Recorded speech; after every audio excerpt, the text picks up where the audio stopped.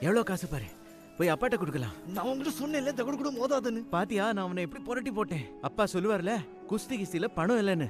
பாத்தியா எவ்வளவு காசு. நீ செஞ்சது தப்பு. Olympics Olympics.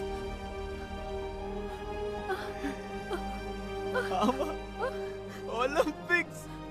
நிஜமாவா? நான் ரேடியோல கேட்டேன். கடையில அப்பா கூட உட்கார்ந்திருந்தேன். நம்ம முரளி ஒலிம்பிக்ஸ் போயிட்டாமா. நம்ம முரளி கண்பெட்கர் ஒலிம்பிக்ஸ் போயிட்டாமா.